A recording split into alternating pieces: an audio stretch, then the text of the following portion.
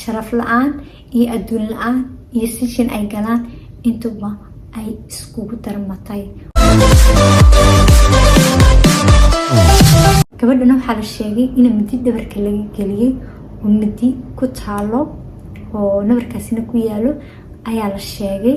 markii saas la ogaaday inay ku dhinteen sababaha ay u dhinteen ay tahay inaanay dad maaragtay biyuhu qaadeen oo biyo qaadeen oo aanay ahayn ay sababo kala jiraan, ayaa waxaa dhacday in lasoo qabto walaaladeed oo dhan oo la yiraahdo idinka ayaa ka dambeeyay Yasmin.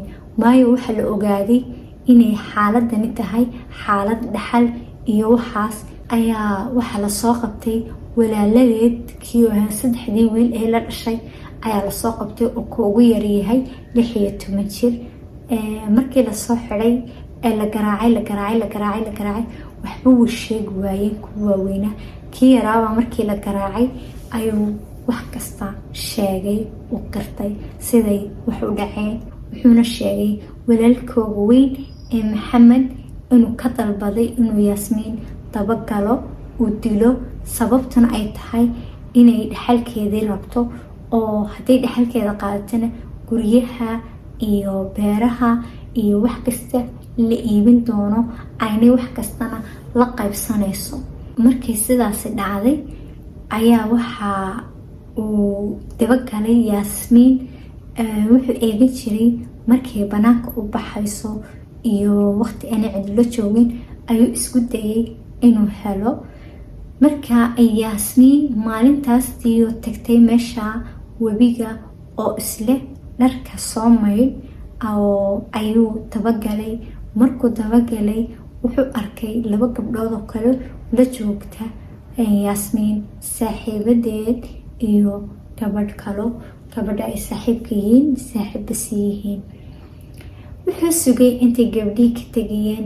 markii ay gabdhihii ka tageen ayuu halkii Yasmin ku dilay oo intuu dhabarka kaga yimid midi ka geliyay dhabarka.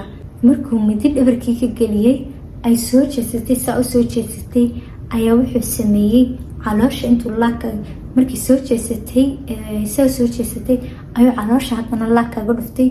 webigii buu ku riday. webigii markuu ku riday ayay biyihii ayay qustay. ilaa qof nabar ku yaalay biyihii ayaa qaaday oo ma caawin karta jirkeeda. sidii ayay biyihii Yasmin ku qaadeen tiyo qaylinayso leh walaal i badbaadi. waa siduu sheegay.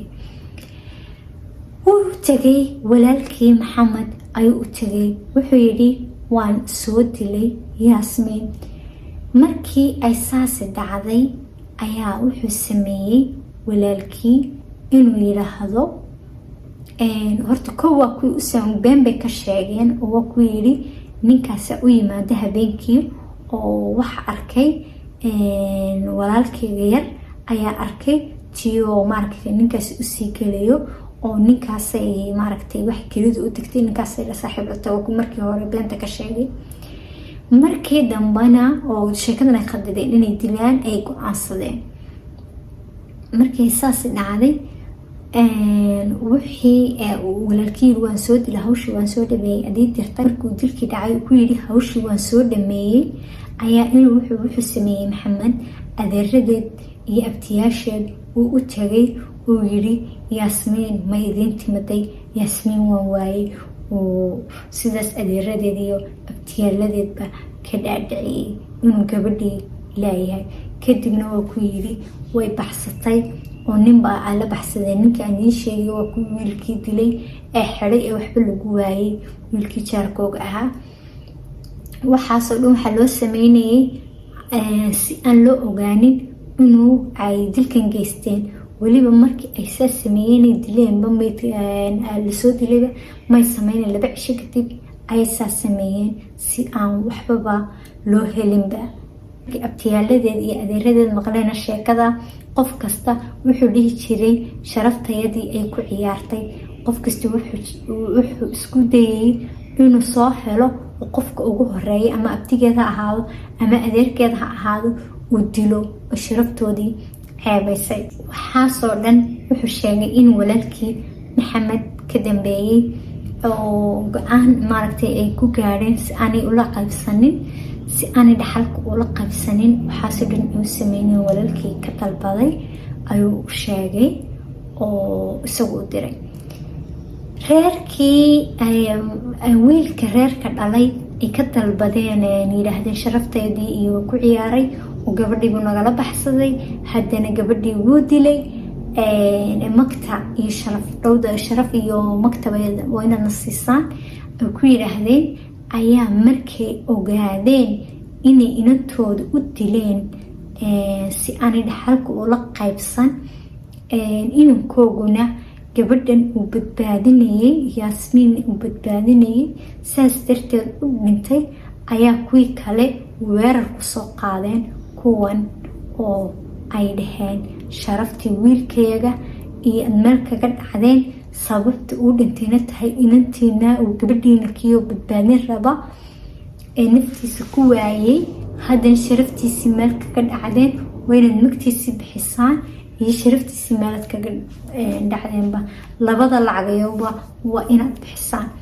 markay saas ku dhaheen ayaa waxaa dhacday inay odayadii oo dhan iyo maaragtay isku yimaadaan oo la yidhaahdo wiilkayga sharaftiisii meel baad kaga dhacdeen, waynaad magtiisii bixisaan ayay ku yidhaahdeen. kuwaasina subxaan allah waa reerkay beenta ka sheegeen, maaragtay ay dembiga ku mooseen si aan loo ogaanin oo aan loo soo helin qofkii dilay. waxaa dhacday inay gubaan gurigii yaasmiin walaaladeed, ay gubeen guri weyn ay lahaayeen, oo kuwii ay walaalaha ahaayeenna baxsadaan. wiil iyo gabadh iyo hooyadood baa joogay iyo naagi ay qabeen, ay ka baxsadaan kuwiina. kadibna markii ay arkeen inayna dadkani dad hawl yar ayna ahayn oo dad mashaakil badan yihiin, ayaa waxay sameeyeen naftoodaba u boqdeen si aan loo dilin. waxay iibiyeen guryihii kale iyo beerihii si magtii iyo sharaftii wiilkaas ay meel kaga dhaceenba ay u bixiyaan. waayo wiilkaasi wuxuu ahaa wiil xaas leh oo maasha allahya ayuu ahaa. markaas waxay yidhaahdeen waa inaad soo bixisaan wiilkaygii sharaftiisii iyo magtiisiiba. kuwana way baqdeen. markii gurigoogii laga gubay ayay beertii iyo dhulkii iyo guryihii wixiiba wada iibiyeen oy bixiyeen.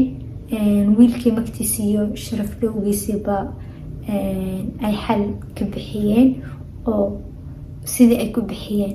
markii ay bixiyeen waxaa ku dhacday inay noqdaan dad fakhriya oo waxba haysan ayay noqdeen. banaankay soo istaageen. markii ay banaanka soo istaageen tuuladii ay ku noolaayeen waa laga eriyey, waayo weji uma yaalo. dadka walaashood saas ku sameeyey. kii yara 16 jiray ee walaashii dilay, walaalkii u diray, iyo walaalkiisii maxamed. kii weyne waxaa lagu xukumay 10 sano, kii kalena waxaa lagu xukumay 15 sano. way soo baxeen 15kii sano way soo dhamaysteen, way soo baxeen. markii ay banaanka u soo baxeen waxay soo baxeen reerkoogii, faamilkoogii oo waxbaba adduun haysan oo fakhriya oo tuuladiina laga eriyey, ayay kuwii kalena sijinkii ka soo baxeen. subxaan allah. waxay moodayeen xaqa yaasmiin inuu qarsoomayo, laakiin ilaahay ayaa wax kasta fashiliyey. xataa tii oo dhimatay ayay sharafteeda meel kaga dhaceen, adduunkana way ku silciyeen. laakiin iyagu intii ay damaca ku socdeen, iyagiibaa sharaf iyo adduun iyo sijin intaba iskugu darsamtay. sharaf la-aan iyo adduun la-aan iyo sijin ay galaan, intuba ay iskugu darmatay. wassalaamu calaykum waraxmatullaahi wabarakaatu. fadlan haddaad nagu cusub tahay sabskraib noo saar. waana ku mahadsan tahay daawashadaada.